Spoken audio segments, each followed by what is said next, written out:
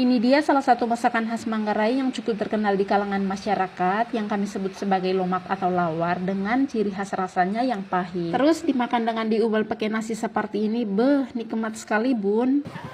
Setelah kami berhasil melewati badai angin topan di pasar pagi ini untuk mencari ikan pari asap, tapi berujung tidak ketemu, akhirnya saya memutuskan untuk beli sayur buat masak lomak atau yang sering juga disebut sebagai urap sayur. Sekedar informasi, aslinya di Manggarai jika ingin membuat masakan lomak, sayurannya itu harus lengkap seperti daun singkong, daun pepaya, bunga pepaya, dan juga pepaya muda. Tapi karena saya tinggalnya cukup jauh dari Manggarai, jadi kita hanya menggunakan sayuran yang sangat mudah ditemukan di pasar, yaitu daun singkong dan bunga pepaya. Jadi pertama kita bersihkan sayurannya, kemudian kita rebus daun singkongnya terlebih dahulu karena memang itu yang paling lama matangnya. Kemudian nanti kita susul dengan merebus bunga pepaya. Dan sambil menunggu sayurannya matang, saya mau siapkan perbumbuannya, dan seperti yang terlihat saya menggunakan bawang putih, bawang merah, cabai keriting, cabai rawit, kemiri, dan juga kencur. Jika ada yang bertanya kok menggunakan kencur, lomak khas Manggarai kan tidak menggunakan kencur.